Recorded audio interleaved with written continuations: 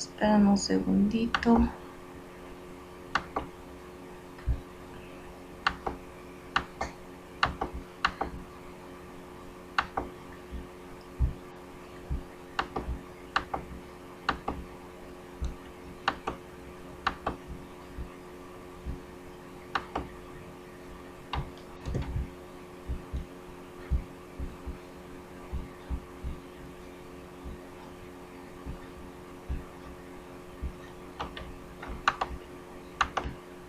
Ya, se ve la presentación grande, ¿verdad? Sí, Lice. Ya. Entonces, como les iba diciendo, la materia se llama Procedimientos y Técnicas Básicas de Enfermería. Se ve la siguiente diapositiva. Eso, por favor, avísenme. O sigue la primera. Sigue la primera. Ya, espérame un ratito.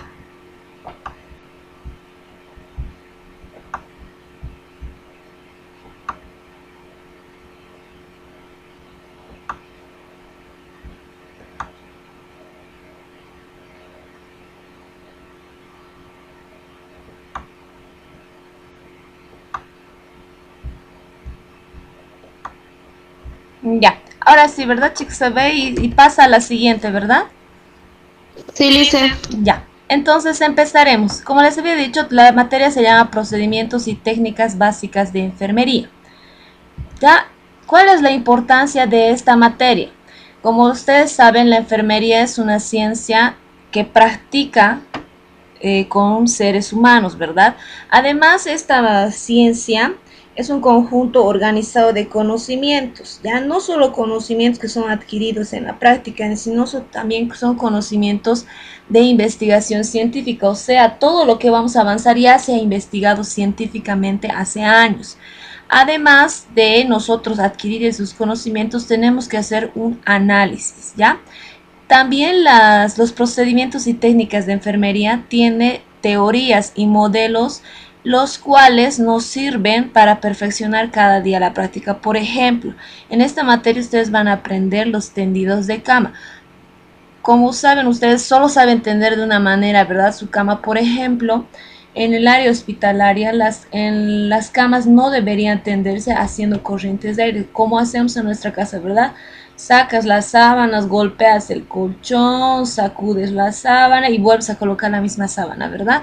En el hospital no se realiza nada de eso. Cada día, en lo ideal, se cambian las sábanas. Ahora, si el paciente es un paciente que está en terapia intensiva, tanto que se habló de terapia intensiva que ustedes deben saber ubicarse qué es la terapia intensiva, ¿verdad? En ese caso, las sábanas se cambian cada turno o cada 12 horas. Entonces, de la manera que nosotros realizamos nuestra actividad diaria, este módulo nos va a ayudar y nos va a proporcionar conocimientos y respaldo científico. ¿Por qué no debo yo golpear el colchón en el hospital? ¿Por qué yo tengo que cambiar cada día la sábana? ¿Por qué debo movilizar al paciente o cambiarle de posición cada 4 horas? Ya, entonces todo eso nosotros vamos a ir adquiriendo esos conocimientos que ya han sido investigados, que ya están o ya tienen una justificación, ¿ya? Y de esa manera vamos a ir perfeccionando nuestra práctica diaria, porque no se olviden cuando ustedes empiecen a ir a hacer prácticas, cada día, de acuerdo al turno que vayan, se realizan las actividades, las mismas actividades. Por ejemplo, los que vayan a hacer práctica en la mañana tienen que realizar el tendido de cama, el baño ya sea de esponja al paciente, o sea, eso es para pacientes que no pueden movilizarse de la cama. Ahora también se administra medicamentos, en caso que el paciente no pueda comer, también se asiste en su alimentación, ¿ya? Entonces, la ciencia de la enfermería está basada en un amplio sistema de teorías, como les había dicho, que están enfocadas en el proceso de atención de enfermería al paciente. Todo esto se realiza mediante mecanismos en cual ustedes van a aprender en su formación, ¿ya? También van a adquirir conocimientos y habilidades para que diagnosticar y tratar las respuestas humanas del paciente y de la comunidad. Cuando digo diagnosticar y tratar, no es como los médicos que cierto que el paciente, ustedes, a ver, imagínense, alguna vez han debido ir a una consulta médica, ¿verdad? Entran ustedes a la consulta y el doctor les pregunta por qué han venido. Ustedes les explican las razones, luego les dice pase a la camilla y les empieza a hacer el examen físico, ¿verdad? En enfermería no es tan, es similar, pero el diagnóstico que se da no es médico, sino, por ejemplo, ustedes entran al hospital y el paciente está internado, ¿verdad? Y entran a la sala y el paciente está echado, le ven que tiene una fractura de fémur en su pie, entonces la enfermera tiene que hacer un diagnóstico. ¿Qué tiene el paciente? Una fractura, ¿verdad? Entonces esa fractura le está impidiendo a ese paciente movilizarse, o sea, no puede ir al baño, no puede sentarse, generalmente está postrado en la cama. Entonces, al estar postrado o echado en la cama, los pacientes empiezan a tener dificultades. Por ejemplo, no sé si han escuchado de las úlceras por presión, que son heridas que generalmente se dan en la espalda por los glúteos, ¿ya? Entonces, cuando una persona no se moviliza, primero le empiezan a aparecer úlceras, segundo, no puede ir al baño, se tiene que proporcionar chata. ¿Ya qué es la chata? Ustedes deben ver cuando en sus casas hay personas o hay niños que utilizan bacín, ¿verdad? Es un tipo de bacín que metálico en este caso que se utiliza para los pacientes que no se pueden mover. Entonces, con este módulo ustedes tienen que aprender a diagnosticar qué problema o reconocer el problema que tiene el paciente y qué actividades yo voy a realizar para mejorar ese problema o solucionarlo, ¿ya? Entonces, también vamos a aplicar el método científico de atención a la enfermería al paciente para también aprender a reconocer al paciente como persona, a su familia y su grupo social. ¿Ya? ¿Por qué es importante? Porque a veces los pacientes, no solo viene el paciente y solo tengo que atenderle, sino también comprenderle y brindarle atención tanto a la familia, porque no se olviden que generalmente los pacientes, si está internado, también viene su familia o sus familiares a visitarle.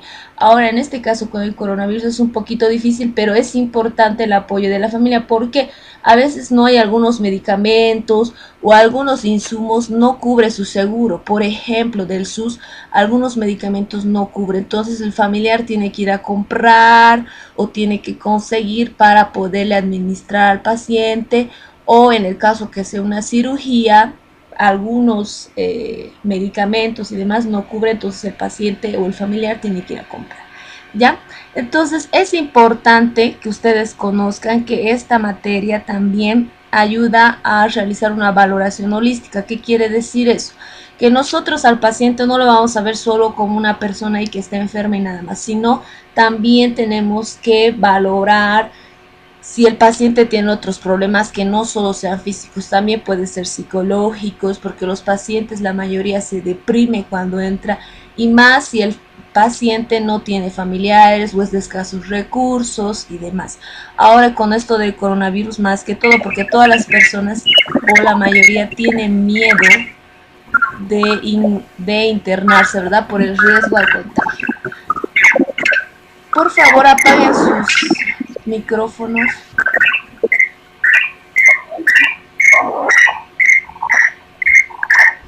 Ya, continuaremos. Entonces, tenemos un objetivo general. Porfa, no sé de quién está su micrófono. Vanessa, apágalo tu micrófono, por favor.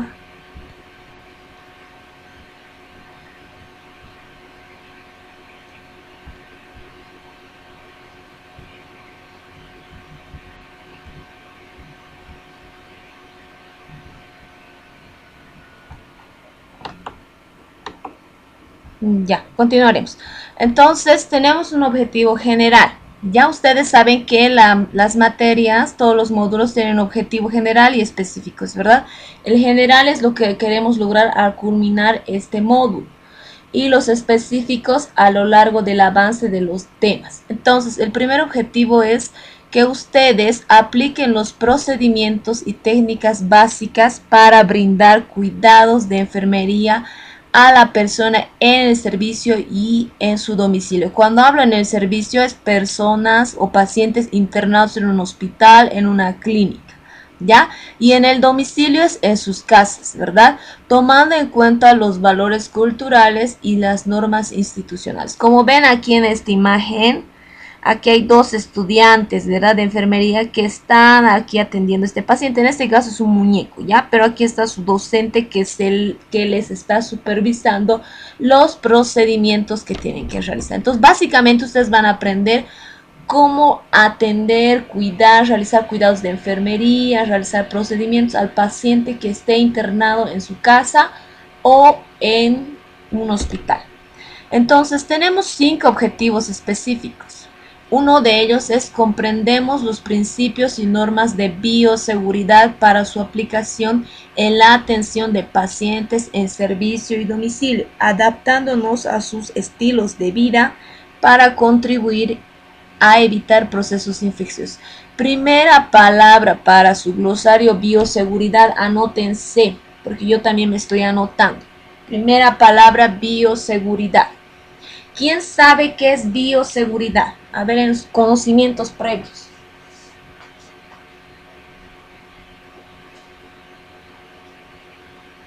¿Alguien sabe qué es bioseguridad? Cuidarnos, licenciada, protegernos como el barbijo, el alcohol. Sí, está bien. ¿Alguien más? ¿Quién más? ¿O solo su compañera? ¿Cómo te llamas? Perdón. Para que te anote. No solo... Ya. ¿Quién más? Hace rato, Yunis. ¿Quién más? ¿Quién sabe qué es bioseguridad? Es un traje especial para entrar a enfermos, como bioseguridad, pero que tiene un traje de plástico como para entrar al hospital, y usar la bioseguridad del barbijo, guantes, Sí, va por ahí, ¿ya? Pero en el primer tema que vamos a avanzar les voy a explicar, pero bioseguridad, bio significa vida y seguridad, seguridad para la vida tanto del paciente y del personal de salud. Lo que ustedes mencionaban, usar gorro, barbijos, el traje de bioseguridad, todo eso son implementos o los EPPs que llaman para proteger nuestra vida, porque no se olviden cuando ustedes tan solo usar nuestro barbijo. ¿Para qué nos está sirviendo? Principalmente para cuidarnos o evitar de contagiarnos, ¿verdad? De que entre algún virus, en este caso el coronavirus, por nuestra vía aérea, o sea, por nuestras fosas nasales o por nuestra boca. Eso nos ayuda a protegernos. Entonces, primera palabra para su glosario, bioseguridad. Y entonces, como dice aquí este objetivo, ustedes tienen que aprender las normas de bioseguridad. Por ejemplo, ustedes saben que en los hospitales, los que alguna vez han ido a visitar a algún familiar, los residuos, o sea, la basura que producimos, no se bota al mismo lugar todo, ¿verdad? Los guantes, hay una clasificación de colores, eso es con un objetivo de evitar que la persona que está manipulando no se pinche, no se contagie de algo y también para eliminarlo adecuadamente. Entonces, ustedes van a aprender cuáles son esos principios y la bioseguridad, porque no es solo usar un barbijo o solo un guante. Ya también las vacunas es una forma de bioseguridad, de cuidar. Ahora, el siguiente objetivo es identificamos los principios básicos de enfermería para aplicar procedimientos y técnicas que contribuyan a satisfacer las funciones básicas, recuperando los estilos de vida saludable que favorezcan al autocuidado de acuerdo a su condición de salud en el servicio y domicilio. Cuando hablamos nosotros de estilos de vida, nos estamos refiriendo, por ejemplo, a nuestra alimentación, si realizamos actividad física, si no la realizamos, todos son esos estilos de vida. Ahora, puede haber estilos de vida saludables, por ejemplo, alimentarnos de manera balanceada. Balancear carbohidratos, por ejemplo, comidas fritas, con verduras, con arroz blanco y demás. Ahora, puede haber estilos de vida insalubres, por ejemplo, no realizar actividad física, ni bien comer, dormirse, ¿verdad? Eso está súper mal porque hace que la persona aumente de peso y al aumentar de peso va a haber consecuencias, por ejemplo, enfermedades como obesidad, y la obesidad ocasiona enfermedades como la presión alta, diabetes y demás enfermedades, y esas enfermedades como ustedes llamadas de base que ustedes saben porque tanto se ha hablado esto con el coronavirus de las enfermedades de base, hacen o te hacen susceptible a que puedas enfermarte de otras enfermedades como el coronavirus, tuberculosis y demás, y eso ocasiona que fallezcas o mueras, ¿verdad? Entonces ustedes van a aprender qué principios de enfermería van a aplicar en los procedimientos, por ejemplo, tomar signos vitales, que eso es lo primero y tienen que saber eso bien. ¿Por qué? Porque cada día donde vayan, sea que trabajen en el hospital o trabajen cuidando a un paciente en su casa o trabajen en un centro de salud, todos los días se toman los signos vitales. Si no tomas a un paciente, por lo menos mínimo, si trabajas en un hospital, tomas a 15 pacientes. Si trabajas en un centro de salud, a 20 pacientes. O sea, tienen que aprender bien a tomar signos vitales, a realizar el baño de esponja, a cambiar, a colocarle al paciente la chata, a realizar cambios de posición al paciente. Todos esos procedimientos tienen que aprender. ¿Ya? ¿Para qué? Para que ustedes ayuden a que ese paciente recupere su estilo de vida saludable y se recupere pronto y se vaya a su casita y le den de alta. ¿Ya? Seguimos con el siguiente objetivo. Un ratito. Esperen un ratito, se desconfigura. Ya. El tercer objetivo es explicamos los procedimientos y técnicas de la admisión del alta en el servicio de salud. Admisión es cuando el paciente ingresa al hospital o se le va a internar. Ahora, una vez que el paciente se interna, recibe el tratamiento y demás, luego una vez que ya el paciente se sana o mejora, se le da de alta, o sea, se puede ir a su casa del servicio de salud, ¿ya? Además, no se olviden que tenemos que respetar las costumbres del paciente porque generalmente antes el personal de salud no sabía hablar quechua o el idioma de esa región, entonces no se comunicaba con el paciente no entendía. Entonces, ¿cuál es o quién es la persona encargada de ser un puente entre el médico y el paciente? Es la enfermera, el estudiante, porque a veces cuando ya estamos trabajando no hay tiempo, no podemos hablar todo el rato con el paciente. Ustedes que son estudiantes, están todas esas 6 horas que van a hacer prácticas, se quedan con el paciente para explicarle, para indicarle qué tienen que hacer y por qué, porque a veces los pacientes están internados y no saben por qué le están colocando suero, no sé por qué me están colocando el medicamento, el doctor no me ha explicado, y a veces el doctor cuando explica, ustedes saben, usa mucha terminología médica que no le entiende el paciente, ¿verdad? Entonces, para que ustedes puedan explicar al paciente, tiene que comprender esa terminología médica y ustedes ayudan y contribuyen a que se rehabilite el paciente. Otro objetivo que tenemos es identificar los procedimientos y técnicas en el periodo preoperatorio, trans y posoperatorio. Estos más que todo vamos a aprender cómo, qué cosas se realiza antes de que un paciente se opere, durante su cirugía y ya después que salga de cirugía. ¿Ya?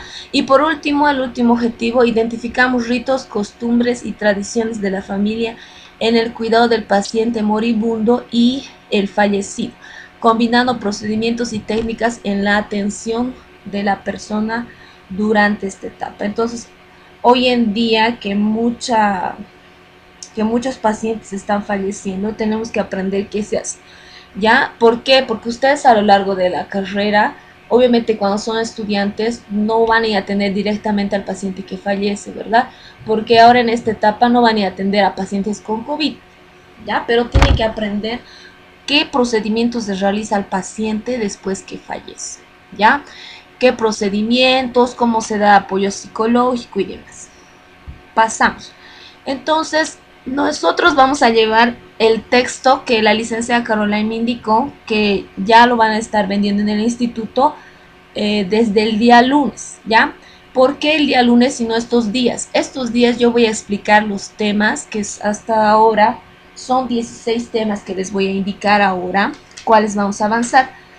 Y ya luego de después de esta exposición nos vamos a organizar en grupos de exposición. ¿De dónde van a exponer? Del texto, ¿ya? Además del texto, como ya habíamos llevado en medicina tradicional y no sé si han llevado en primeros auxilios, se va a utilizar 2 textos, ¿ya? Son 2. Uno que se llama Manual de Procedimientos de Norma Olivera, ¿ya? Ese manual es un texto donde están todos los procedimientos, por ejemplo, cómo tomar signos vitales, cómo realizar el baño de esponja, cómo colocarse un guante. No es colocarse el guante como sea y ya. Hay dos tipos de guantes, el guante de manipuleo, los guantes estériles, todo eso van a aprender, pero los pasos, digamos, por ejemplo, el primer paso para colocarse un guante es lavarse las manos, ¿verdad? Y lavarse las manos no es como sea, como hacemos en el instituto o en nuestra casa. Me mojo, luego me coloco el jabón y como sea mis manos fricciono y ya me enjuago. No, lavado de manos tiene un tiempo, tiene pasos. Paso 1, en realidad son 11 pasos que tenemos que hacer. O sea, si usted solo hace 3 pasos, me mojo, coloco jabón, froto mi mano, me enjuago y me seco, está mal. Son 11 pasos que uno tiene que realizar. Entonces, este texto tienen que comprarlo igual. Ahora ustedes vean si no lo van a comprar, véanlo. De todas maneras, el otro texto son los 16 temas que vamos a ir llevando, que igual tienen que tener, los dos textos son muy importantes. ¿Por qué? Porque ahora los primeros procedimientos, como les digo, son más teóricos. Ahora cuando lleguemos a signos vitales, tienen que leer, yo les voy a mostrar un video y ahí vamos a hacer la demostración. Y ustedes van a ir al instituto y los mismos pasos que está en el manual, en ese otro librito, tienen que realizar en el momento de toma de signos vitales. Y todo el material que la Alice Carolina les mandó una foto, ¿verdad? Comprarse bandeja, tensiómetro, termómetro, etcétera. Todo ese material está ahí explicado. ¿Ya? Entonces, por eso en esta materia tienen que leer bastante, tienen que leer el libro, tienen que hacer preguntas, ¿ya? El primer tema que hoy día vamos a llamar se llama proceso infeccioso, donde vamos a hablar de los microorganismos más comunes y las cadenas epidemiológicas, ¿ya? El siguiente tema que yo voy a exponer se llama bioseguridad, lo que ya les estábamos hablando hace rato. Definición, qué principios tiene, qué barreras se utiliza, cómo se elimina esos residuos o materiales contaminados, qué es antisepsia, qué es desinfección, etc. El tema 3 más importante son los signos vitales. ¿Qué serán los signos vitales? Y ahí empezamos a desglosar los signos. En realidad son 4 signos vitales importantes, pero vamos a hablar también de la saturación de oxígeno, que hoy día es un tema muy frecuente y tiene que aprender qué es saturación de oxígeno. A ver, porque todo el mundo habla de la saturación, que me tengo que tomar con el oxímetro. ¿Qué será saturación de oxígeno? ¿Alguien? ¿Quién sabe?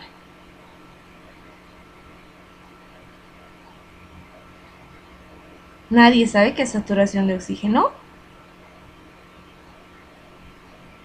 Jóvenes, señoritas. Nadie sabe. Entonces, una palabra para su glosario es saturación de oxígeno. Van a buscar.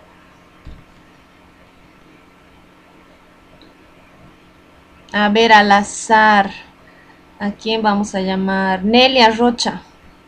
¿Qué es saturación de oxígeno? Nelia, ¿está? Esta dice es la medida del oxígeno en la sangre. Sí. Nelia ha respondido. ¿Quién es? Esperen un ratito.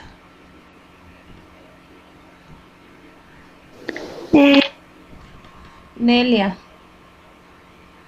¿Estás, Nelia, o no? Como su compañera dijo, sí, es la cantidad de oxígeno que está en nuestra sangre, ¿verdad? Y hoy en día los valores de saturación de oxígeno son diferentes, son variados de acuerdo al lugar donde vivimos. Y es importante. Además de los signos vitales de saturación de oxígeno, tenemos que, o van a aprender ustedes a tomar la temperatura, la respiración. También van a empezar a tomar, no sé si se está viendo en la pantalla, temperatura, frecuencia respiratoria, pulso o los latidos cardíacos. También la presión arterial, ya importante. Entonces tienen que aprender todos esos procedimientos y tienen que conocer los valores normales.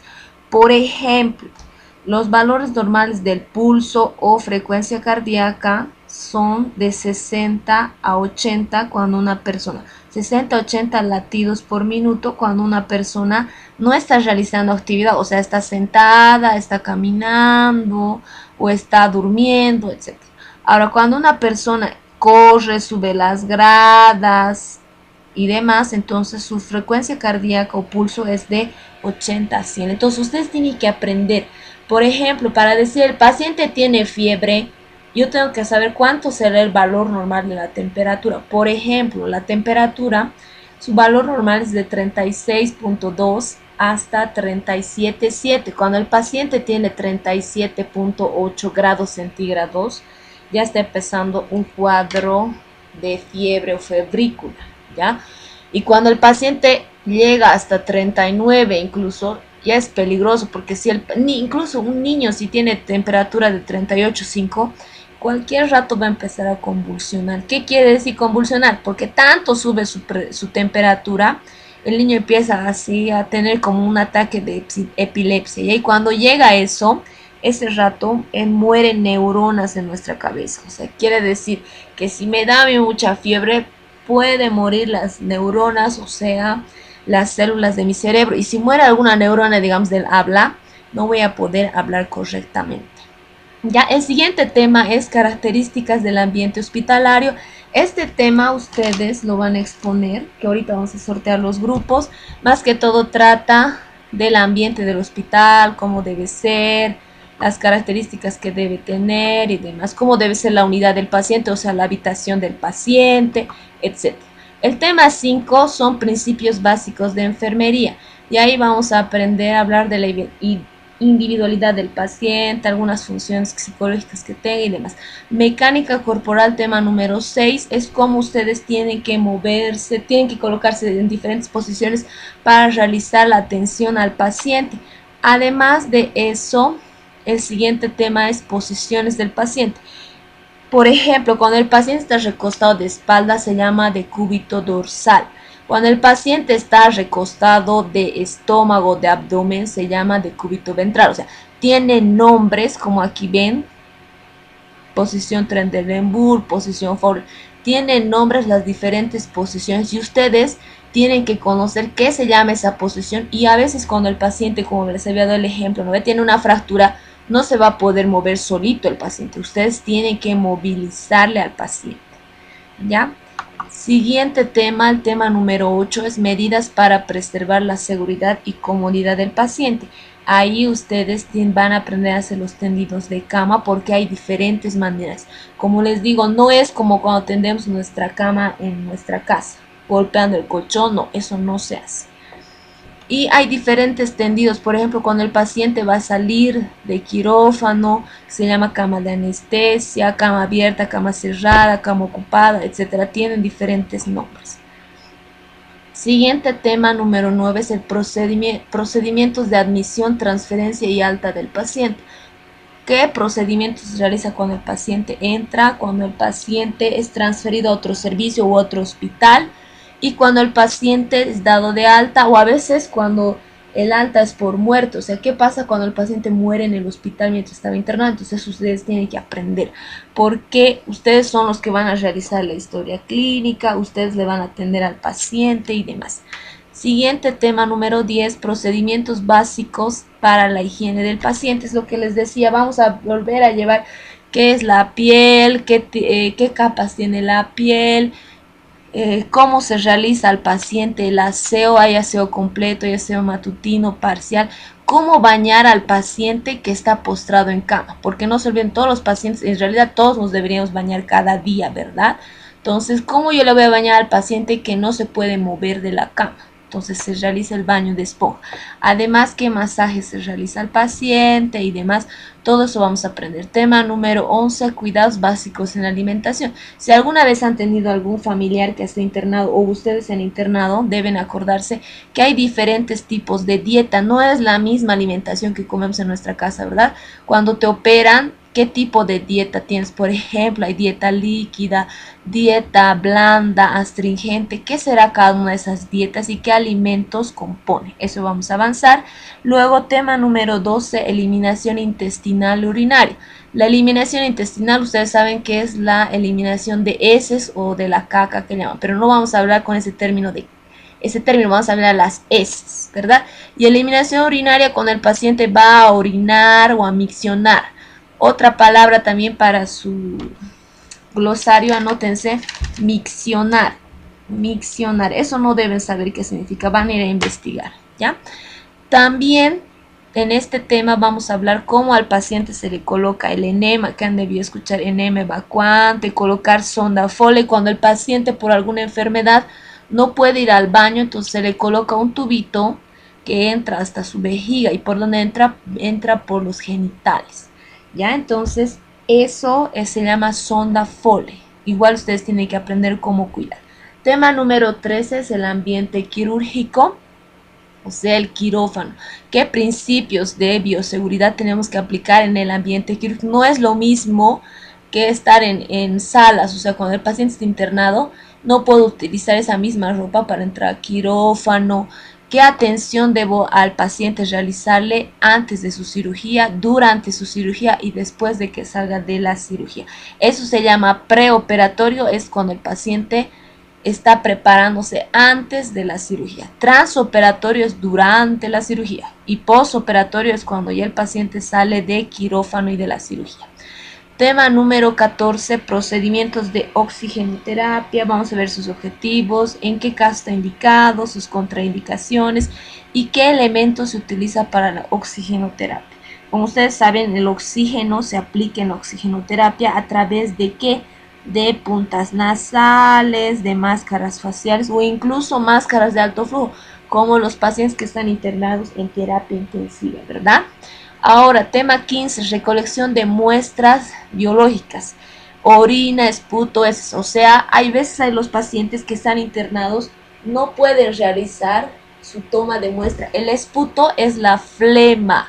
Cuando ustedes se enferman, ¿verdad? La flema verde o el moco que botan, eso se llama esputo.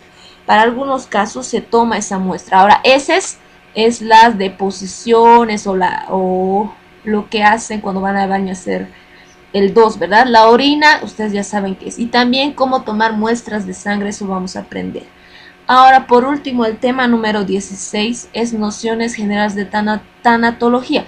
Especialmente y vamos a hablar de las etapas de duelo, de agonía, cuando el paciente muere, qué se hace, los procedimientos post-mortem, o sea, no es solo el paciente muere y le dejamos ahí que solo vengan a recogerlos de la funeraria, no.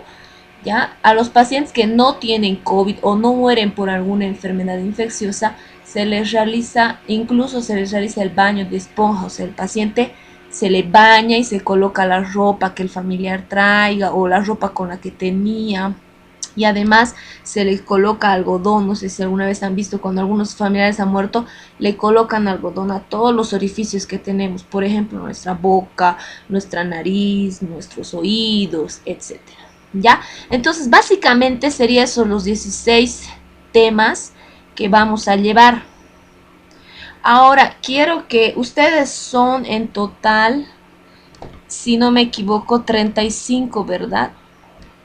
35 estudiantes, según lo que la Alice me dijo. Quiero que hagan grupos de 3 para ahorita sortear los temas. Solo vamos a hacer 8 temas de exposición. ¿Ya? Y los demás temas yo los voy a explicar, así que ahorita rápido organícense y díctenme con quiénes van a estar para que sortemos la exposición de los temas. Todo está en el libro y vamos a ver si lo vamos a hacer la exposición virtual o presencial de acuerdo a las fechas. Así que tienen 5 minutos para organizarse y empezar a decirme con quiénes van a estar, ¿ya?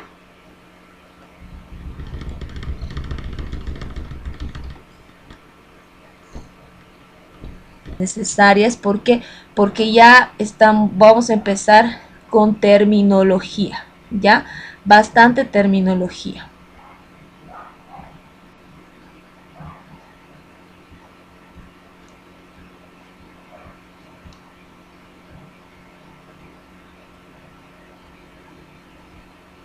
Ya, entonces se ve la pantalla, ¿verdad? Tema 1, proceso infeccioso, dice. Sí, Lizeth. Ya, entonces vamos a empezar a hablar de la definición que es un proceso infeccioso. Ahora, si tienen dudas, me cortan para que les explique ya mientras empiezo con la exposición. Entonces, el proceso infeccioso es el que se da por un microorganismo patógeno. Microorganismo sabemos que es un ser vivo pequeño que no podemos ver a simple vista, ¿verdad? Como ven aquí en la imagen, esta es estos puntitos rojos que tienen así como otros puntos como rueditas, son microorganismos del coronavirus. Y nosotros sabemos que a simple vista, así mirando, no puedo yo verlo al coronavirus, ¿verdad? Tengo que verlo con un microscopio. Entonces, el proceso infeccioso es el que se da cuando los microorganismos patógenos, ¿qué es un patógeno? Es un microorganismo capaz de crear o causar una infección.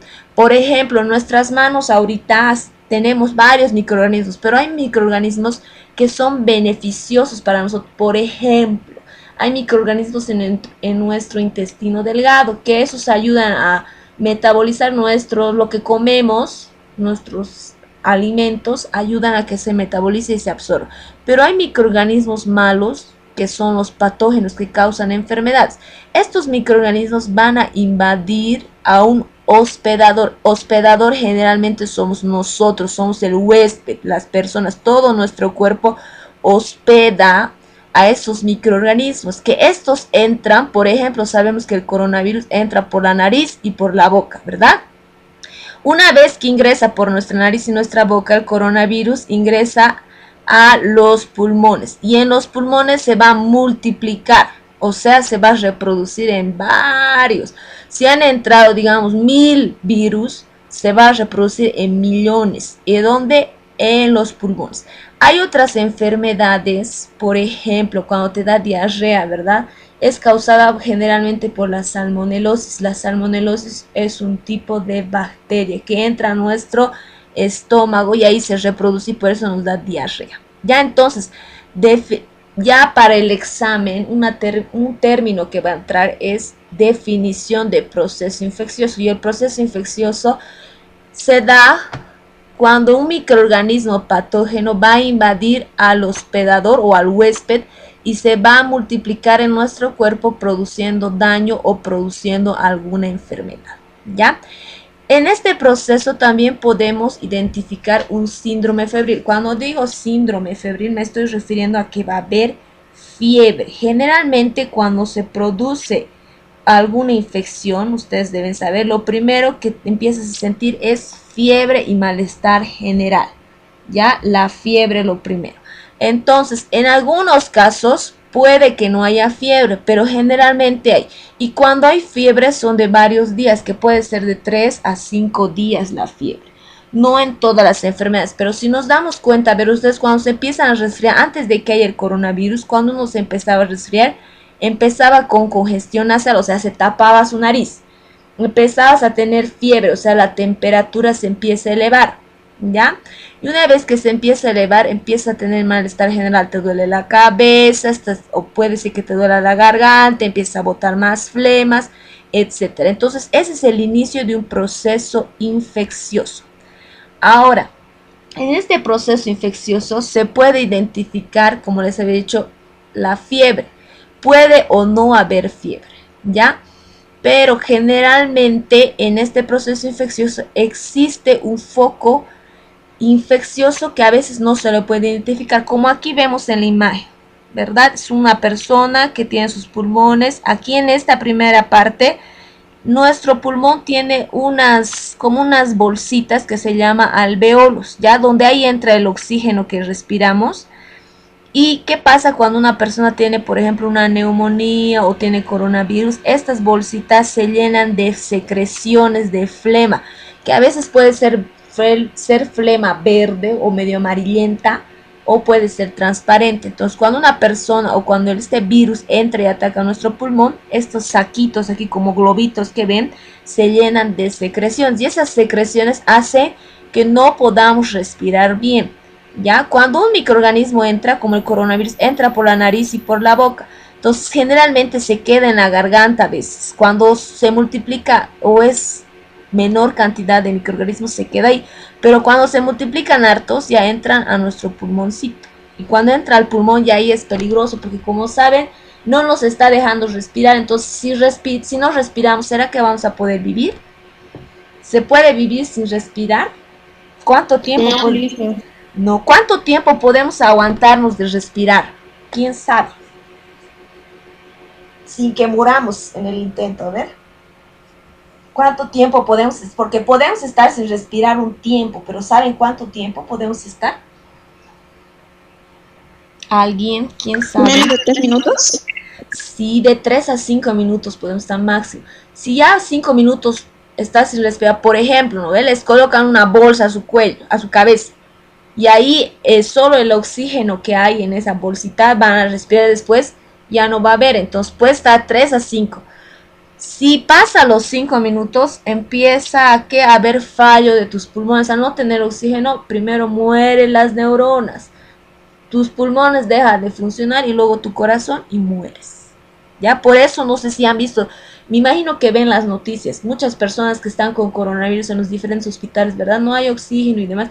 Estas personas sí o sí necesitan directo el oxígeno, no como nosotros que ahorita estamos en nuestras casas o donde sea y estamos respirando, porque el medio ambiente donde vivimos tiene oxígeno, pero poca cantidad, creo que es 30%, y lo demás es aire y otros gases.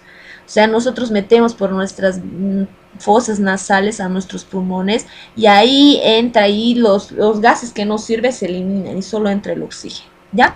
Entonces, continuando, ¿qué es un patógeno? Es un microorganismo, no se olviden, otra palabra para su glosario que me voy a anotar, patógeno, anótense, patógeno, ¿qué es patógeno? Ya tendríamos con esto 4 palabras, ¿verdad? Para mañana va a ser eso, ¿ya? Patógeno, entonces es un microorganismo capaz de producir alguna enfermedad. Entonces un agente patógeno es un ser vivo que puede ocasionar una enfermedad. Entonces vamos a hablar de algunos patógenos comunes, algunos microorganismos que hoy en día están en nuestro medio. Aparte del coronavirus hay otros. Antes del coronavirus había otros microorganismos que pueden ser bacterias, que pueden ser virus. ¿Qué es una bacteria? ¿Alguien sabe qué es una bacteria y qué es un virus? ¿O es lo mismo una bacteria que un virus?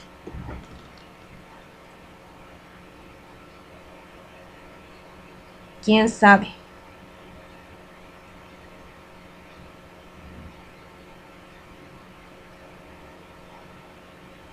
Ya, bacteria es un microorganismo el cual se reproduce generalmente de manera lenta, que se encuentra en diferentes partes de la tierra o en animales, ¿ya? Las bacterias son microorganismos que pueden ser tratados con antibióticos, por ejemplo, amoxicilina, ciprofloxacina. Ustedes ya más o menos tienen una idea porque alguna vez se han enfermado, ¿verdad? Se han resfriado. Cuando se resfría una persona y es causado por una bacteria, generalmente las secreciones que bota o flema son color verde. Cuando es causada por un virus, no hay tratamiento específico como el coronavirus. Te dicen toma ivermectina, toma ciprofloxacina, dióxido. Todos esos medicamentos no son 100% efectivos, o sea, no te curan al 100%. Es como tomar por si te va, tal vez a vos te va a funcionar o tal vez no. Los virus igual son microorganismos que son difíciles de eliminar del cuerpo. Generalmente el mismo cuerpo, nuestro sistema inmunológico, es el que debería combatirlos y eliminarlos. Cuando es causado por una bacteria, los medicamentos que ingerimos o consumimos ayuda a que estos microorganismos no se reproduzcan en millones, ayuda a disminuir su reproducción, y al no reproducirse tantos microorganismos, tantas bacterias, entonces disminuye los síntomas. Por ejemplo, si estás resfriado, tienes congestión nasal, empiezas a tomar antibióticos, entonces ya no tienes fiebre, disminuye, ya no tienes ese malestar general. En cambio, los virus, si no se para o no se disminuye su multiplicación de los virus, sigues con los mismos síntomas. Por eso esta enfermedad de coronavirus es muy peligrosa, porque con los medicamentos que tomas algunas veces disminuye su multiplicación, y si es que no entra al pulmón, sí, cuando ya el coronavirus u otros virus entran al pulmón, es muy difícil que la persona se recupere, porque siguen multiplicándose los virus y siguen atacándose. Ahora, ¿cómo se multiplican los virus? Entran a nuestras células y ahí es como si colocaran sus huevitos y se multiplicaran varios, y esas células los matan. ¿Ya? Ahora vamos a hablar un poquito de la salmonela. Algunos han debido escuchar.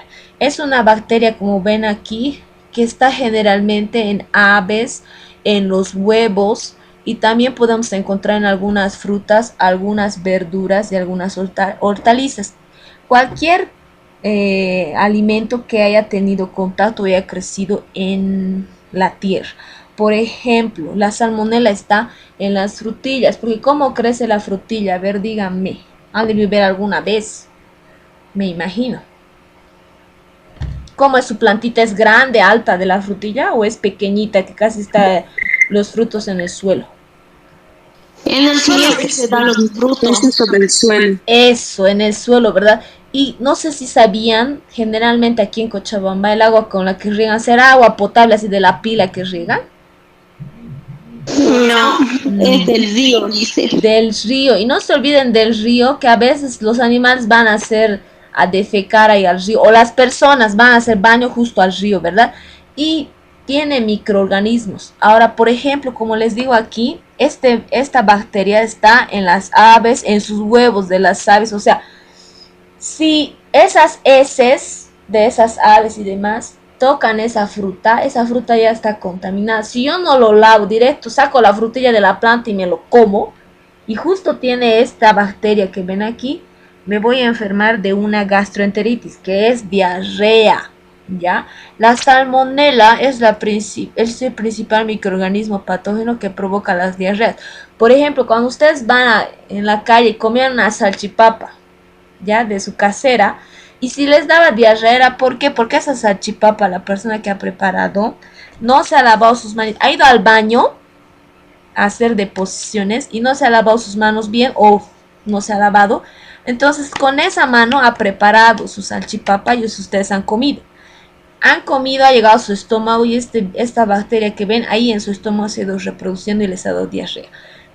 Muchas veces esta enfermedad de la salmonela, este microorganismo, ocasiona diarrea, pero incluso puede llegar a deshidratarte. No se olviden, cuando empieces a tener diarrea, te da calambres abdominales, ¿verdad? Te duele el estómago, empiezas a ir más veces al baño y de esa manera te vas deshidratando. Ahora, si no paras la diarrea, entonces puede que llegues a internarte. En los niños es peligroso porque el niño cuando tiene diarrea deja de comer, deja de tomar líquidos, y si se está el niño está tomando el pecho de la mamá, deja de tomar, entonces se empieza a debilitar y entonces necesita internarse, ¿ya? Otro microorganismo que vamos a ver es el Staphylococcus aureus, ¿ya? Esta es una bacteria que generalmente provoca infecciones. Bueno, lo que provoca, como ven aquí, es una toxina, que esta toxina entra a nuestro cuerpo y provoca enfermedades de la piel, incluso a veces neumonía. Cuando hablo de endocarditis, produce una inflamación en el corazón e incluso en los huesos, ¿ya? Este Staphylococcus aureus es una bacteria bien peligrosa porque generalmente de 3 personas, una persona es la que porta esta bacteria, ¿ya? ¿Y dónde se encuentra esta bacteria? Generalmente en las personas que tienen infecciones en la piel y demás. Ahora, otra bacteria es la Listeria monocytogenes. Esta es una bacteria que se encuentra en los alimentos, ya en alimentos que están en descomposición. Por ejemplo, a veces nos compramos un plátano, una papaya y se está echando a perder y ya tiene unas cositas verdes que le llamamos moho. Si ustedes comen así, lo sacan la cáscara y se lo empiezan a comer, puede que esta bacteria ingrese a su cuerpo, ¿ya? Muchas veces de todas las personas que se infectan, un 20 o 30% fallece de esas personas. Ahora, ¿qué más? ¿Qué provoca esta bacteria? Provoca una infección en la sangre y una inflamación del cerebro que se llama meningitis. Igual anoten en su glosario estos términos: ¿qué es meningitis? ¿Qué es endocarditis? ¿Qué es osteomelitis? Anoten estas 3 palabras que están en la diapositiva. Estas 2 y esta, meningitis. 3. Endocarditis, osteomelitis y meningitis. Endocarditis es la inflamación del corazón, de una parte del corazón que se llama endocardio.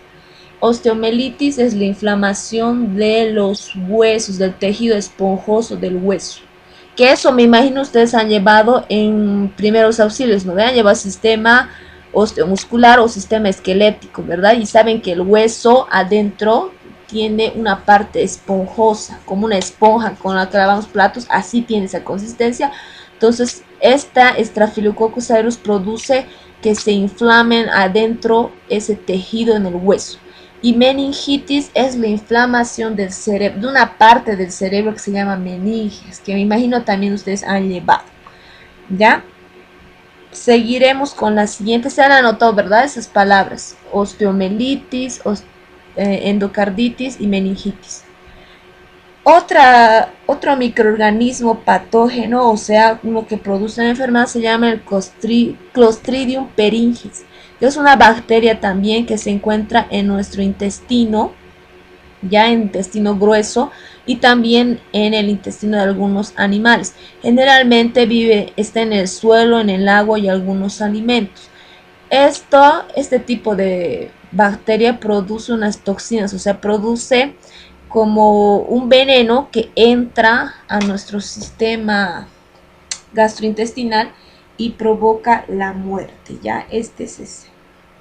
Que generalmente provoca causa igual un tipo de diarrea, pero esta diarrea te hace internar hasta el hospital, ¿ya? Para lo cual necesitas medicamentos o tratamiento por suero, antibiótico terapia. Ahora otro, el Clostridium botulinum.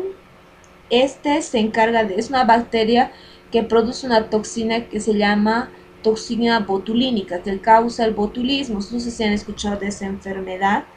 Esa enfermedad es una intoxicación en nuestro sistema neurológico, o sea, en todos los nervios que tenemos provoca una enfermedad, ¿ya? Y eso hace que la persona, por ejemplo, tenga problemas para caminar, para realizar algún movimiento con los brazos y demás.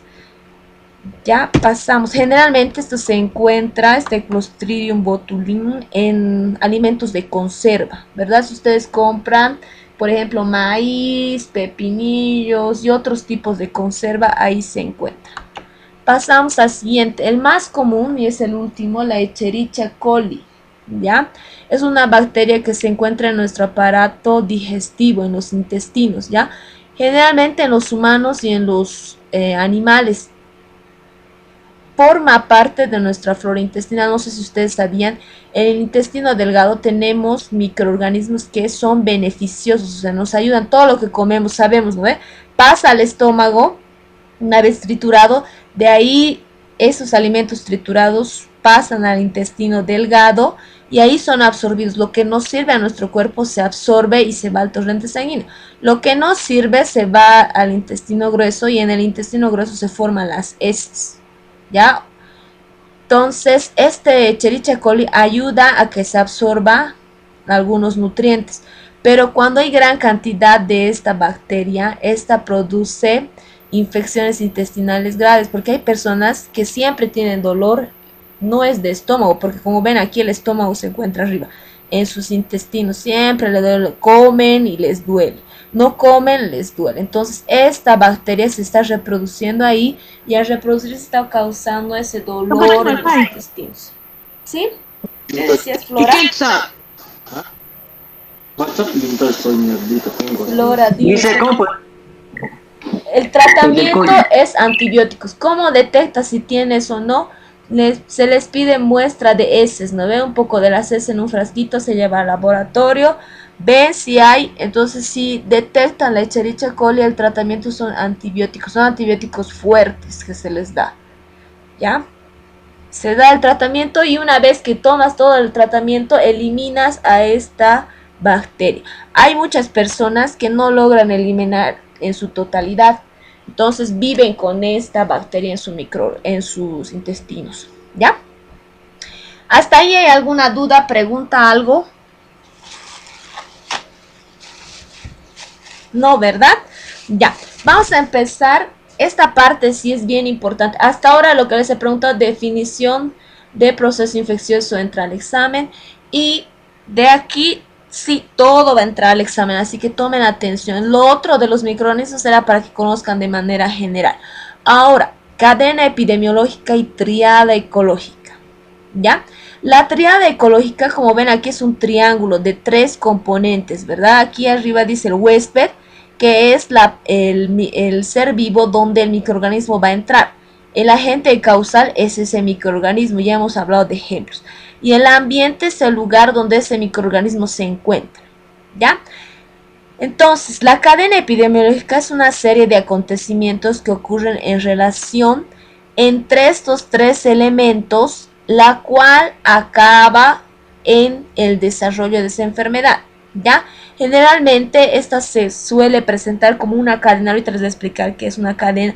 Cada eslabón me estoy refiriendo a estos componentes. Cada uno de estos componentes es necesario para que suceda el proceso de infección. ¿Qué quiere decir? Si no hay huésped, este microorganismo, aunque esté en el ambiente en todo lado, no va a poder entrar a un cuerpo y reproducirse. Porque no se olviden, por ejemplo, hace rato dábamos el ejemplo, ¿no ve? Cuando una persona va al baño y no se lava bien sus manos y prepara algunos alimentos, si no hay una persona que consuma o que ingiere esos alimentos, no se produce la enfermedad. Si esa persona prepara los alimentos, se queda ahí y no lo vende, lo desecha, lo bota, entonces no se produce esta enfermedad. Tiene que haber sí o sí, tiene que haber uno de estos componentes. Ahora, la cadena epidemiológica es esto, como es una cadenita, donde tiene componentes que se los llama eslabones. Si falta uno de estos, no se produce la enfermedad. Ahorita voy a explicar que cada uno. Empezamos con el agente causal. Ya, el agente causal es un microorganismo, una bacteria que es capaz de producir una enfermedad. Son un conjunto de factores que se denomina como los causantes que se encuentran en un medio ambiente. Por ejemplo, hace rato la salmonela, ¿se acuerdan? La salmonela se encuentra en las aves y en sus huevos y en alimentos que estén en contacto con la tierra, ¿ya? ¿Qué agente causal? ¿Cuál es? Es la salmonela. Tiene su nombre. Por ejemplo, vamos a hablar de coronavirus más adelante, que es un tema que me imagino que ustedes saben bien, porque en la tele, en las redes sociales, Facebook, WhatsApp, etcétera, todo es coronavirus, coronavirus. Me imagino que ustedes saben cuál es el agente causal, cómo se contagia, cómo se transmite, cómo, dónde, en qué parte está, en qué superficies, qué tengo que usar para protegerme. De eso vamos a hablar. Ahora, los reservorios es el lugar o el organismo donde ese microorganismo va a vivir y se va a multiplicar. Puede estar en el suelo, puede estar en el agua, puede ser el aire o puede ser una persona, ¿ya? Ahora, entonces, el reservorio aquí puede ser una persona, puede ser el agua, puede ser la tierra. En el caso de la salmonela, está en la tierra, está en las aves y especialmente en sus huevos. Por ejemplo, si ustedes se van a comprar huevo, ¿no ve? Para hacerse un huevo cocido al agua, entonces tiene que lavar, no es directo, agarrar el huevo, lo pongo a la olla, va a hervir y ahí en el huevo va a tener los microorganismos. Yo lo saco del agua, lo parto y me lo como. Ahí ya me estoy contagiando de salmonela. ¿Por qué? Porque tienen que lavar. No se olvide, todos deben saber cómo sale el huevo de la gallina, ¿verdad? Es por dónde sale. A ver, han debido ver a una gallina. No creo que nunca hayan visto una gallina empollar o colocar huevos. Por el mismo lugar donde salen las heces. ¿Sabían? Sí, licenciada, por ahí. Por ahí. Entonces imagínense ustedes que comen su huevo con heces de gallina. Entonces eso es peligroso, ¿ya? Ahora, la puerta de salida es el lugar por el cual sale ese microorganismo. Por ejemplo, secreción respiratoria, las flemas, la orina, en este caso de la gallina, sale por su intestino grueso, ¿verdad? Por ahí sale el huevo y ahí están saliendo las heces. Por ejemplo, en el coronavirus, ¿por dónde sale el coronavirus? Si una persona está enferma, sale por su vía aérea, su nariz, por su boca, bota flemas, bota secreciones por su boca. Ahora, cuando tose, ustedes saben, ¿verdad? Cuando uno tose, botamos gotitas así chiquititas de saliva. Y en esa salivita está el coronavirus o los diferentes virus. Ya esa es la puerta de salida. Como su nombre dice, es por dónde va a salir ese microorganismo. Ahora, el vehículo o vía de transmisión es mediante qué va a llegar a nuestro cuerpo. Ya, por ejemplo, hay vía de transmisión directa e indirecta. La directa es mediante un beso. Por ejemplo, cuando una persona está resfriada, ¿verdad? Si tiene su pareja, le da un beso a su boca, entonces está pasando los microorganismos de una persona enferma a la otra. Ahora, cuando hablamos de contacto sexual, las relaciones sexuales, ustedes saben que el VIH, ¿cómo se transmite? Por las relaciones sexuales, ¿verdad? Porque uno cuando tiene relaciones sexuales elimina fluidos y esos fluidos entran al cuerpo de la otra persona. Ahora también una vía de transmisión directa es estornudar al frente de una persona. Si yo estornudo, esas gotitas de saliva, esa persona que está a mi frente, se las va a entrar a su cuerpo medio, va a llegar a su cara y en su cara va a caer todos esos microorganismos. También hay enfermedades que se producen por transfusión sanguínea. ¿Saben qué es la transfusión sanguínea, verdad?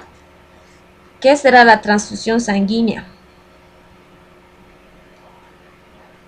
Por que se inyecciona o por agujas, Lice, los que se hacen tatuarse, ¿eso? Eso es por tatuajes, pero la transfusión sanguínea es cuando, digamos, te accidentas y has perdido sangre, ¿verdad? Y te internas al hospital y te colocan sangre, así en vez del suero, pero entra sangre, ¿ya? Cuando se operan, cuando se accidentan, te colocan sangre, ¿ya? Y en esa sangre, si no está esa sangre, no se lo ha llevado al laboratorio, no se estudió que no tenga ni microorganismo, te contagias. Por ejemplo, el VIH se contagia también, como decían. Si yo me pincho, ¿no ve? Porque hay unas drogas que se utiliza, se colocan inyectándote a tu vena, ¿verdad? O por tatuajes, porque ¿qué hacen? Los tatuajes son varias agujitas chiquitas que te van a ir pinchando, ¿verdad? Para hacerte esa imagen o ese dibujo que quieras. Entonces, si esas mismas agujas yo me pincho con esas agujas, pues yo me contagio de VIH y hay otra enfermedad, la hepatitis B. Esas son las dos enfermedades más peligrosas porque el VIH tiene cura o no tiene cura, jóvenes. ¿Tiene cura el VIH? No. No hay cura. Eso, porque es un tratamiento, Lice. Eso, tratamiento, pero que te ayuda, digamos, a no morir, porque no se olviden, el VIH evoluciona hasta el SIDA, ¿verdad? Y el SIDA es la última etapa, donde ya el paciente es desahuciado, ¿verdad? Si no tomas ese tratamiento solo te sirve para que vivas, sobrevivas, pero no te cura, no te saca, ya no tienes el virus del VIH, ¿verdad?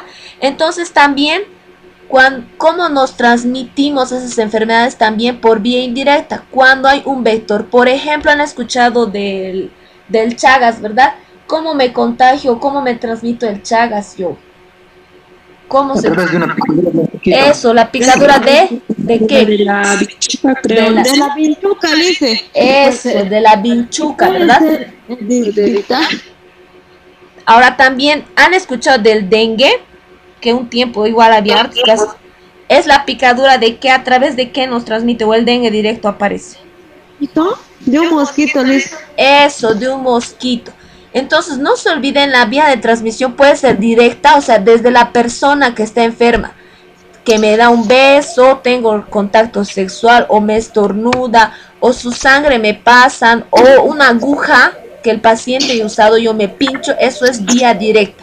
Indirecta es a través de un microorganismo, un mosquito, una vinchuca, puede ser a través del agua, puede ser a través de alimentos. Por ejemplo, la salmonelosis, la diarrea por salmonelosis es a través de alimentos que están sucios. Por ejemplo, una salchipapa, una frutilla, en esa frutilla, en esa salchipapa, en esa agua que estoy tomando, está el microorganismo, es a través de algo. No sé si se acuerdan, hace años había la época del cólera, esa enfermedad, que no podías tomar agua cruda de la pila directo, porque el agua de Cochabamba tiene heces. Ya no se olviden eso. Nunca tomen agua directo de la pila. ¿Por qué? Porque en Cochabamba se ha hecho un estudio hace años que el agua que tenemos, el agua potable, tiene restos de heces. O sea, si ustedes se lo toman directo, se van a enfermar de algo. ¿Ya? Hasta ahí está claro, ¿verdad? Las vías de transmisión. Por último, tenemos la puerta de entrada. ¿Ya? ¿Se acuerdan que al rato? Apaguen sus micrófonos, chicas. No sé quién está con su micrófono prendido. Tratando en su mapa. ¿De dónde va a venir tanta agua? Carmen, apaga tu micrófono o qué duda tienes. Ya, seguiremos. Hace rato se acuerdan que había la puerta de salida, ¿verdad? Por donde salía el microorganismo. Ahora, cuando va a entrar a otra persona para contagiarse el microorganismo, está la puerta de entrada. Ya la puerta de entrada es, como su nombre dice, por dónde va a entrar ese microorganismo. Si una persona que está con COVID se acerca a mí, yo estoy sin barbijo porque soy una persona inconsciente, y me estornuda o me da la mano y esa mi mano yo no desinfecto y me toco mi cara, va a entrar por vía aérea. Generalmente las infecciones respiratorias, o sea, que provocan resfríos y demás, entran por vía aérea. ¿Cuál es nuestra vía aérea? ¿Por dónde ingresa nuestra vía aérea? Nariz, ojos y boca. ¿Ya? Cuando es digestiva, entra por la boca. Porque yo estoy comiendo esa fruta, estoy comiendo ese huevo, estoy comiendo o tomando esa agua. Generalmente, ahora cuando es parenteral, por ejemplo el VIH, lo hemos dicho, si yo me pincho, entonces va a entrar por vía parenteral, por una venita, por una arteria y demás. Entonces las vías de entrada son diferentes de acuerdo al microorganismo que nos va a atacar.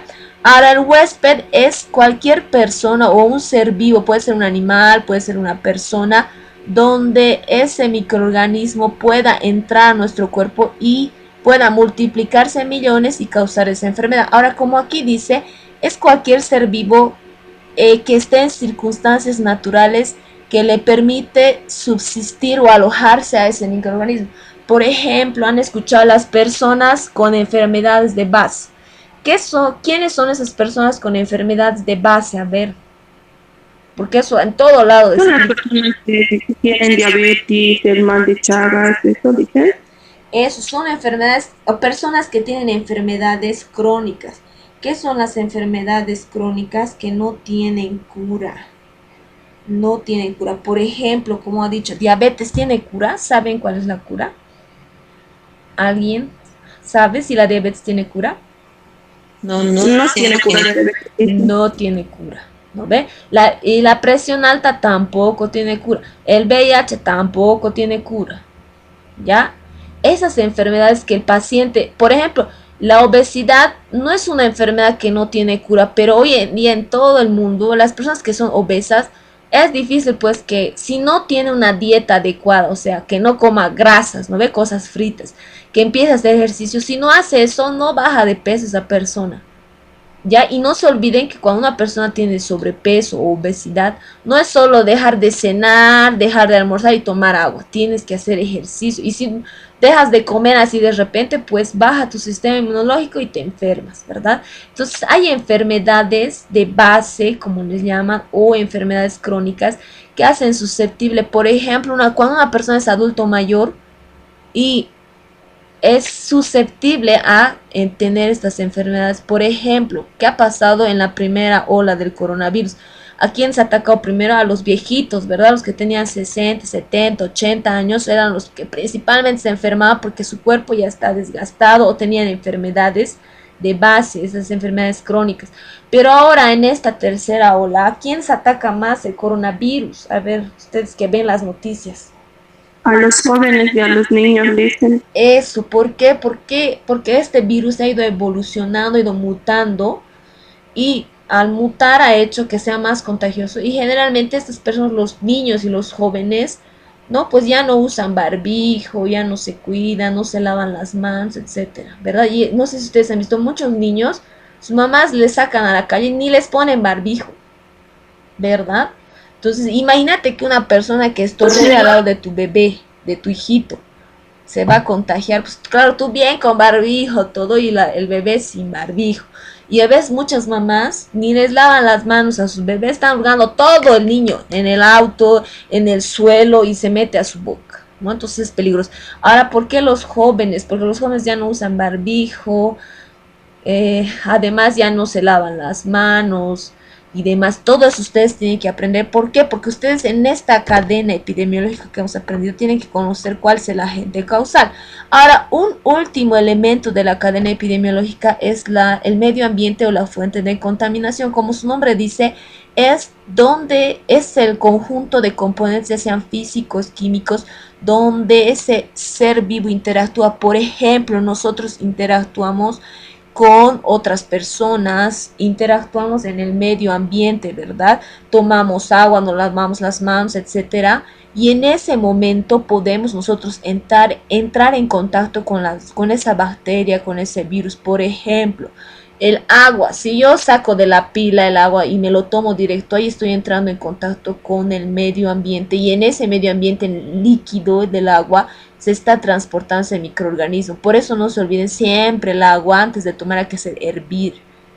¿Ya? Ahora en el aire también puede haber diferentes microorganismos, como por ejemplo el coronavirus, cuando una persona está en un espacio cerrado, no ve, en un cuarto, está estornudando. Si yo entro sin barbijo, ahí en el aire está ese microorganismo, ese virus. Por ejemplo, el coronavirus, no sé si sabían, si yo estornudo aquí en mi cuarto y se queda suspendido ahí en el aire 4 horas, después de 4 horas recién se cae al piso. Entonces, si yo entro feliz sin barbijo, no había nadie en ese cuarto, pero he entrado yo y ese cuarto está cerrado, todas las ventanas. Entro sin barbijo, obvio que me voy a contagiar. Eso pasa con las enfermedades que atacan a la vía aérea. Ahora, por ejemplo, en el aire, hace tiempo, no sé si se acuerdan cuando era, ¿qué se llama esto? En junio, San Juan, si no me equivoco, todo el mundo quemaba, ¿verdad? Todo. Y al día siguiente era tan contaminado el aire que había humo en todo el aire, no se veía nada, ni las puertas, nada. Entonces, en ese humo había bastantes microorganismos, lo que ocasionaba que haya infecciones en los ojos, infecciones en las vías respiratorias y demás. Ahora el suelo también puede estar contaminado de qué, de basura y diferentes microorganismos que eso van a hacer que nos provoque diarreas principalmente. ¿Ya? Los estanques de agua, aguas retenidas también, ¿ustedes creen que tienen microorganismos? Pues tiene igual, las aguas retenidas se van produciendo diferentes microorganismos. Si yo tomo agua, digamos, del río igual directo o saco agua de un estanque de agua, obviamente me voy a enfermar también si consumo. Entonces, esta es la cadena epidemiológica. Cada uno de estos componentes que hemos visto, el agente causal, el reservorio, son importantes. Si digamos no hay un huésped, no hay la persona donde va a entrar ese microorganismo, no se produce la enfermedad. Son 6 elementos que son pregunta de examen que tienen que conocer. Ahora vamos a hablar de un ejemplo facilito y común que es el COVID-19. La enfermedad se llama COVID-19. El agente o el microorganismo causal es el coronavirus, ¿ya? El reservorio, ¿dónde está ese virus? Está en animales y en humanos. Ustedes saben, ¿verdad? Han debido ver en la tele tanto, porque el año pasado todo era coronavirus en la tele, en el Facebook, en el WhatsApp, en TikTok, en todas las redes sociales y demás, todo era coronavirus. El coronavirus ha empezado en los animales, ¿ya? De ahí ha mutado a contagiar a un ser humano, ¿ya? Y una vez que entra en el ser humano se ha multiplicado y se ha producido la enfermedad. La puerta de salida por donde sale este virus para contagiar a otra persona es por la nariz y la boca principalmente. Por la nariz, el aire que respiramos. Segundo, por la boca cuando tosemos, cuando estornudamos o cuando botamos una flema y en la flema hay saliva y ahí está el virus. ¿Cómo me transmito yo? Por esas secreciones del tracto respiratorio, por ese moco, por esa saliva que tiene el coronavirus. ¿Por dónde va a entrar a otra persona nueva que no está enferma, una persona sana? Le va a entrar por su nariz y por su boca. ¿En dónde se va a reproducir ese microorganismo, ese coronavirus? En otro ser humano. No sé si hasta aquí hay alguna duda. ¿Tienen alguna duda con uno de estos componentes de la cadena epidemiológica? Creo que está claro para mí, pero no sé. Pregunten ahora porque para mañana tienen tarea de esto. Así que pregunten, ¿hay alguna duda con la cadena epidemiológica de, por ejemplo, este caso el coronavirus? Aquí tengo uno del Chagas que les voy a explicar, pero hasta ahora hay dudas. ¿Hay dudas hasta aquí alguien? Porque es el momento de preguntar, porque para mañana van a ser 3 de estos. ¿No hay dudas? Licenciada, Dime. licenciada Unito, ¿puedes repetir por favor el proceso? ¿Cómo es la estructura? Ya. La cadena epidemiológica tiene 6 componentes, de los cuales son importantes para que se produzca una enfermedad. Si digamos no hay alguno de estos 6, no se produce la enfermedad. Ahora, el agente causal es el microorganismo. Ustedes ya saben que es un microorganismo. Ese microorganismo que va a causar la enfermedad, en este caso del COVID-19, se llama coronavirus. Ahorita les voy a explicar del Chagas qué se llama. No todos se llaman corona, tienen nombres, así como cada uno de ustedes tiene su nombre y su apellido, tiene su familia. Lo mismo, los microorganismos tienen una familia, tienen un nombre y un apellido. En este caso se llama coronavirus, este virus, ¿ya? Reservorio es el lugar donde este microorganismo se encuentra. En este caso puede ser en animales y en personas, en los seres humanos.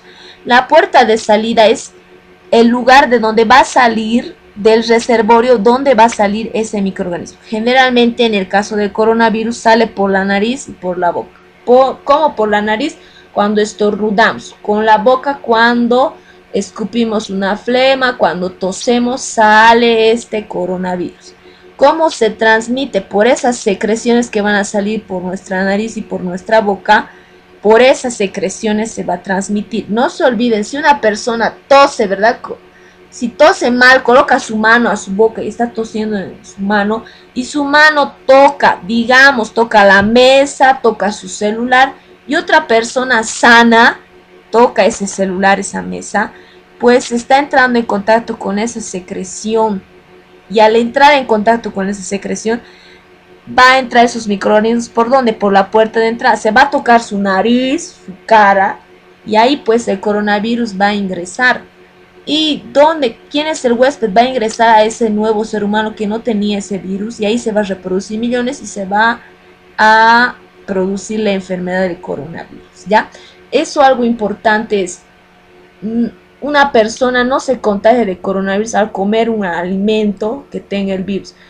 ¿Dónde se contagia? Al tener expuesto su nariz y su boca. Muchas personas han visto que se coloca mal el barbijo. Dicen, me sofoco, no aguanto. Entonces se colocan el barbijo debajo de la nariz. Está mal porque por su nariz, que el aire que está respirando, está entrando el virus. Peor si una persona que está en el trufi, al lado de vos, está tosiendo y vos estás con el barbijo mal puesto, pues te contagias, ¿ya?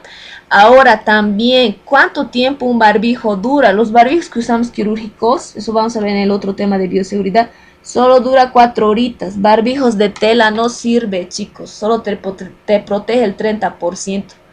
O sea, tienes 70% de posibilidad de contagiarte. Por eso barbijos de tela no sirven. Si van a usar de tela, tienen que colocarse abajo un barbijo quirúrgico, que creo que 10 pesos está la caja. Se colocan el barbijo quirúrgico y encima el de tela, porque si solo te colocas el de tela, pues te vas a contagiar. Ahora, otra cadena epidemiológica del Chagas. Todos sabemos que es el Chagas, ¿verdad?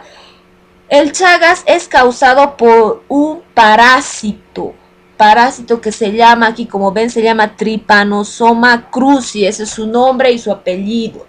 Ese es el agente causal, ¿ya? La enfermedad se llama Chagas. Su agente causal o el microorganismo que produce se llama Trypanosoma cruzi. El reservorio, ¿dónde está el Trypanosoma cruzi? Está en los roedores, en vacas, en gallinas y en el ser humano. Ahí vive este Trypanosoma cruzi.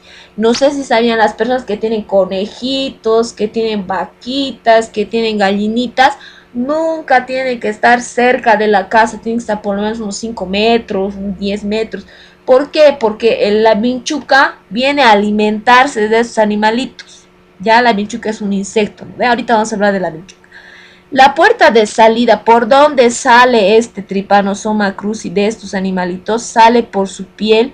Y cuando hablo de vía transplacentaria me refiero a que esta enfermedad, si la mamá tiene Chagas y se embaraza, le puede pasar a su bebé mientras esté embarazada. ¿Ya? ¿Cuándo le pasa? Cuando el bebé, o sea, cuando el bebé nace, ya ahí le pasa la enfermedad. Ahora, cuando hablamos de piel, ahorita les voy a explicar. La vía de transmisión es a través de heces que la vinchuca deposita en nuestra piel. ¿Cómo nos enfermamos? Hace rato habíamos dicho, hay dos tipos de vía de transmisión, directa e indirecta. Directa es cuando una persona que esté enferma entra en contacto contigo, te tose, te besa, tienes relaciones sexuales diferentes. Ya, cuando es indirecto es a través de un vehículo, en este caso la vinchuca. Ya, no todas las vinchucas tienen el Trypanosoma cruzi, algunas sí. ¿Qué quiere decir? Cuando una vinchuca nace, si su mamá tenía esta Trypanosoma en su intestino, esa vinchuca porta ese Trypanosoma. Se alimenta de qué la vinchuca, a ver, díganme ustedes, ¿de qué vive la vinchuca? ¿Qué come? Que nos pica la sangre, dice. Eso, de sangre, es como los mosquitos, ¿no? Eso, que a quién pica, al roedor, al conejito, a la gallina, al ser humano, ¿ya? Cuando esta vinchuca te pica, generalmente hace o defeca, elimina heces. Es como el zancudo, ¿verdad? Te pica y ahí tienes una bolita. Y a veces las personas no nos damos cuenta y hace unas deposiciones, pero como no se escuece, nos estamos rascando, ¿ya? Al rascarnos, estamos metiendo, porque cuando nos rascamos nos producimos una heridita, ¿verdad? Y en la heridita empieza a sangrar.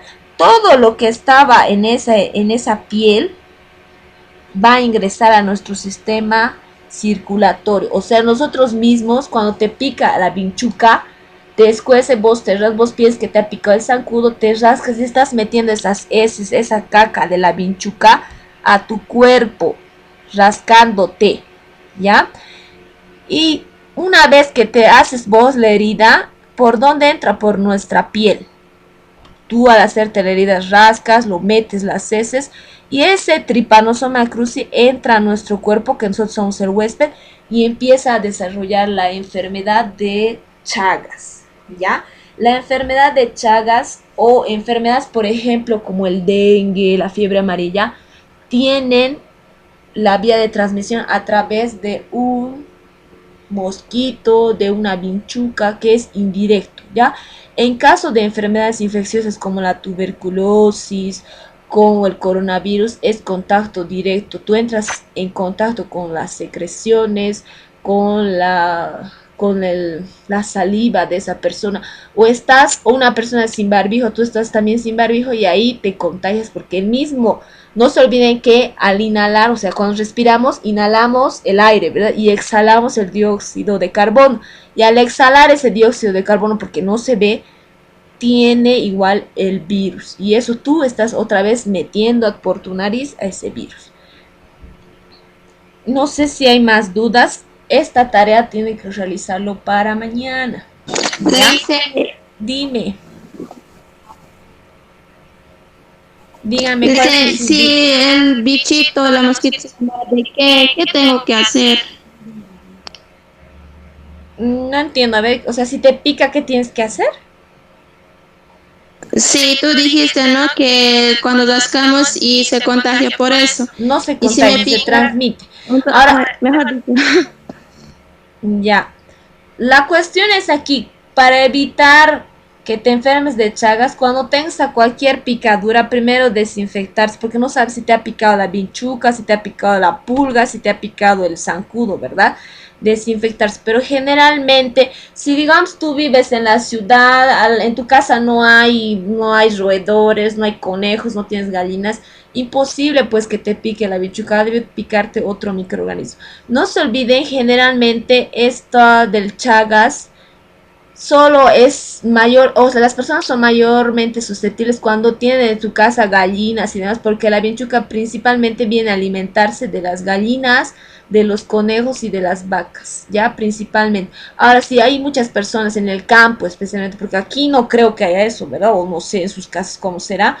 Los animales, las gallinas y conejitos debajo de la cama los crían porque hace frío, no tienen corrales. Entonces, obviamente, en la noche la vinchuca sale y pica, ¿ya? Pero no sé si ustedes en su casa, debajo de su cama, habrá gallinas, conejos tendrán.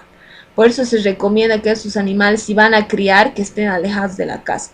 Ahora también, para el Chagas, si vas a criar gallinas en tu casa, tienes que tener las redes, o sea, mallas para tu puerta, para tu ventana, porque la vinchuca no tiene alas, pero, o sea, puede entrar trepando por la ventana y demás. Ahora, si la casa es de adobe, porque ustedes saben que es el adobe, y tiene que tener revoque, o sea, yeso en las paredes, porque si solo es de adobe, las paredes ahí las vinchucas entran porque es calientito y hacen sus nidos, y en la noche salen a alimentarse, en el día duermen. ¿Ya? No vamos a hablar mucho más del Chagas porque no es el tema que lo único que quiero que aprendan es la cadena epidemiológica. Esos son los 6 componentes. Ustedes para mañana tienen esta tarea, tienen que hacer 3 cadenas epidemiológicas de la enfermedad de tuberculosis, de rabia y dengue. ¿Han escuchado de esas enfermedades? A ver, porque son enfermedades que hay hace bastante tiempo.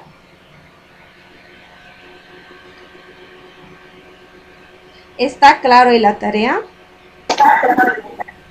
Sí, hice una pregunta. Ya, dígame. ¿Nos pueden mandar a esa diapositiva que es de que nos explicó de esos dos? Claro, Para ayer, guiarnos.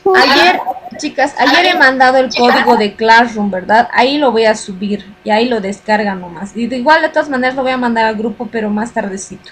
Tienen que unirse otra cosa, como hemos avanzado en medicina tradicional, tienen que entrar a Classroom, por eso ya les he mandado el código, otra vez entran y ahí van a mandar esta tarea, porque esta tarea no nos vamos a ver hasta el día lunes en el instituto recién, entonces tienen que mandarme la tarea mañana hasta las 10:30 es nuestra clase, ¿verdad? Entonces hasta mañana pueden hacer en su cuaderno, así dibujan así como esto, hacen el contenido ahí, cuál es el agente causal, coloca, ya, el reservorio cuál es y demás, y me mandan foto y lo suben al Classroom, ya. Ahora también de las palabras del glosario, también lo van a hacer en su cuaderno, ¿eh? Van a ir a buscar todo eso hoy día, lo van a subir al Classroom. Tenemos 2 tareas para mañana hasta las 10:30, porque la clase es de 10:30 a 12:30, ¿verdad? Entonces tiene hasta mañana para subirlo a las 10:30 una fotito. Pueden hacerlo si quieren en computadora, pero para mí me parece más fácil. El glosario sí o sí tiene que ser en el cuaderno, no puede ser en computadora, ¿ya? Lo hacen a mano, le sacan foto y lo suben. No sé si hay alguna duda, lo voy a subir. Solo son 3 novelis, ¿eh? Sí, de estos 3, fíjense en la pantalla: tuberculosis, rabia y dengue. La tuberculosis es una enfermedad respiratoria. Todos han debido escuchar alguna vez qué es la tuberculosis.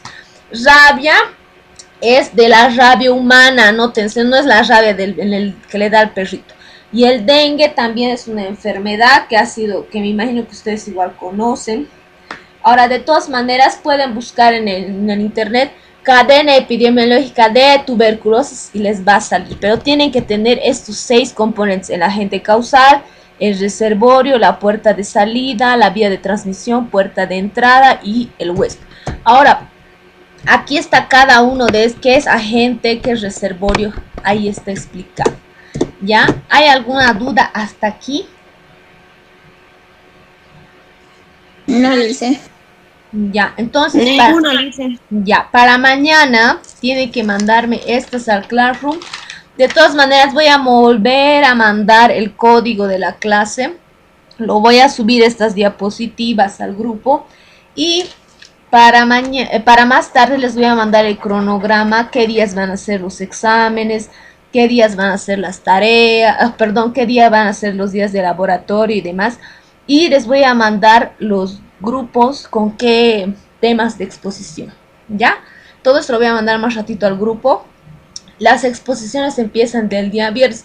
Con el grupo que le toca exponer el día viernes, yo ya le voy a mandar a uno de sus compañeros el tema para que los realice diapositivas, ¿ya? Y no se olviden, desde mañana vamos a pasar clases con su cámara encendida. Y el día que les toque exponer, digamos, al grupo de Flora, supongamos que es el primer grupo, no tiene que estarse en la calle, en la cancha, no tiene que estar en el hospital. Ese momento que tienen que exponer, sí o sí, tienen que estar en un lugar donde no haya bulla.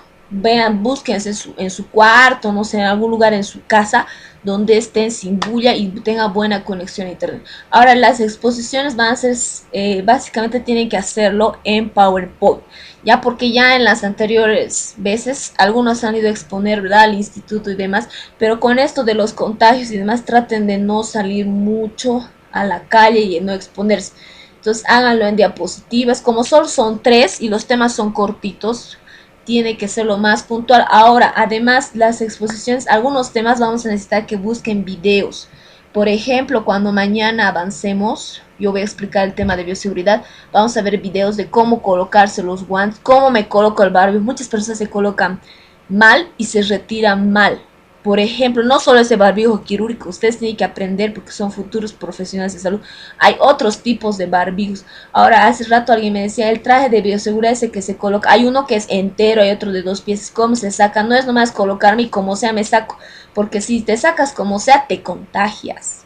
Entonces, todos esos videos, cada grupo, hay algunos temas que tienen que buscar, videos, cómo colocarse, cómo hacer esto. Entonces yo les voy a decir a cada grupo qué va a buscar, ¿ya? Entonces hasta aquí estaríamos terminando con la clase de hoy y nos vemos mañana a las 10:30. No se olviden sus tareas. Tienen ¿cuántas palabras tienen anotadas? 1, 2, 3, 4, 6 palabras son, dice. ¿Cuántas? A ver, bioseguridad, 5. saturación de oxígeno, miccionar, que es un patógeno, que es osteomelitis, no son 5, son más. Endocarditis. 7. Sí, endocarditis. ¿Y qué más era el otro? Meningitis, ¿verdad? 7, dice. Ya, 7. Entonces, para mañana esta tarea más estas 3 cadenas epidemiológicas, háganlo así en bolitas. Colocan al medio la enfermedad, digamos tuberculosis, ¿verdad? Agente causal y le colocan cuál es, por ejemplo, la tuberculosis es el bacilo de Koch o Mycobacterium tuberculosis, ¿ya? Ese es su nombre completo. El reservorio, en este caso, solo es el ser humano. No hay animales, no les da tuberculosis, solo al humano le da. Puerta de salida es más o menos similar. Entonces, no hay donde perderse, es facilito la tarea, ¿ya? Y nos estaríamos viendo hasta mañana.